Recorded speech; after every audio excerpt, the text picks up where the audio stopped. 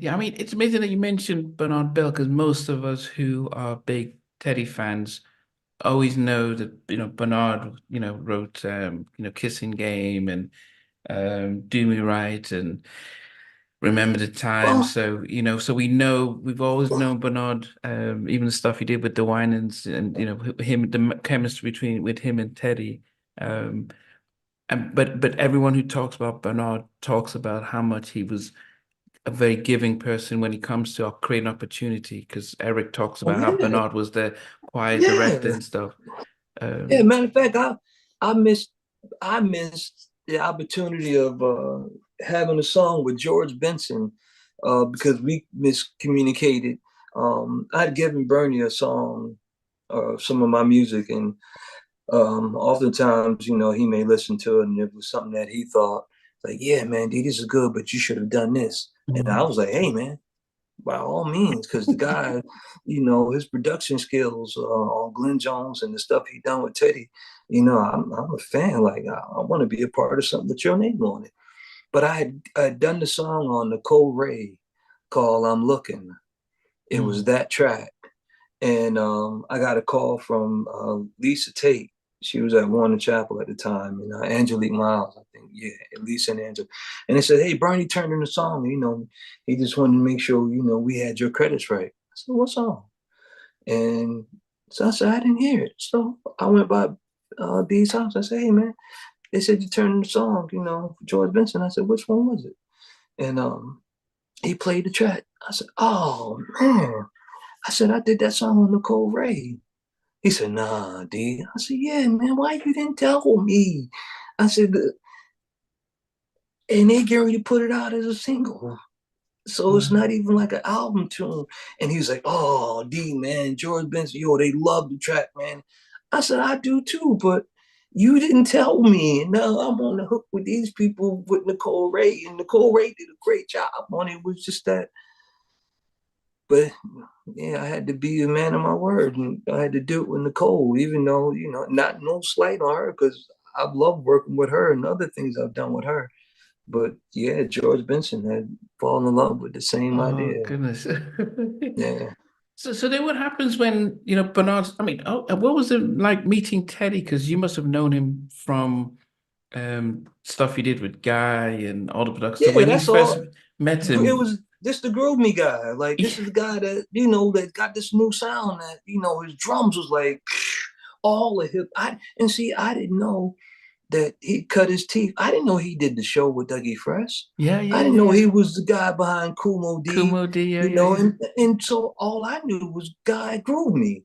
So when all of the hip hop heads was like, "Yo, man, his drum sounds and how he was mixing," like, you know, I loved the musical fact of the guy and how he played, and what he was doing, and it was crazy. And I think at the time when he came out, Stanley Brown had just did the record with Run DMC, and they had somewhat similar styles in Mm. terms of like, their runs, like when they do their leads.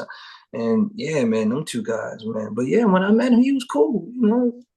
I'm Bernard Bell's man, so he ain't throw me no shade. Yeah, yeah, yeah, yeah. But he must have been young too. Just, but Yeah, well, if I was what 19, um, I forgot how old Bernie is. And older, I know he's a few years older than me. I think he's like maybe 4 or 5 years older than me.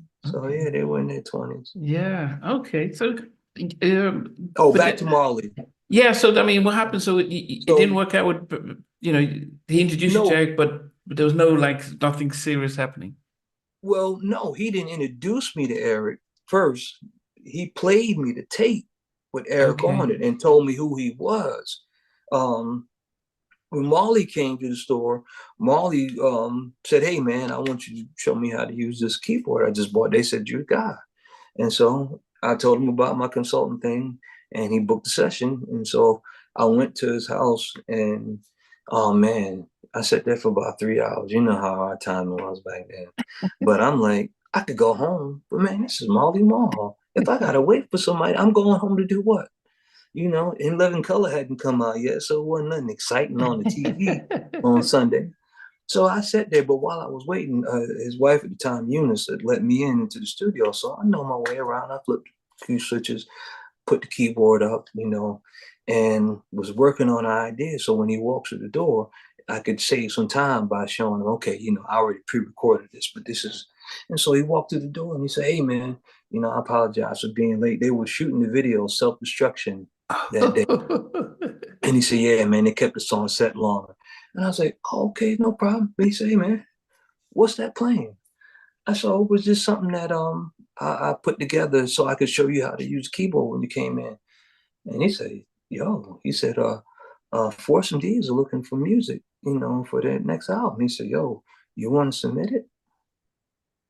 You asking me?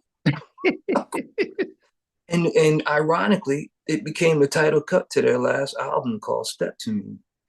So me and Marley just kind of hit it off, and I think we did Girls They Love Me. That was the first time I met Heavy D. And Oh, yeah, did he? I did the remix for Marley, and And Heavy came to the studio. oh, Heavy. Okay, how was it like seeing meeting Heavy? Well, I'm an inside groupie. An inside groupie pays respect, but they don't be falling all over themselves. But inside, I'm like, wow, I was just watching these guys eating Captain Crunch cereal just a year ago, and I'm in the same room. Wow, thank you, Lord. And so I met Heavy, Swan, I met Biz, Kane. I didn't work on Kane's projects with him. I worked on Craig G's project with him. Um, and so we did, I think, Jingling Babies by LL Cool J.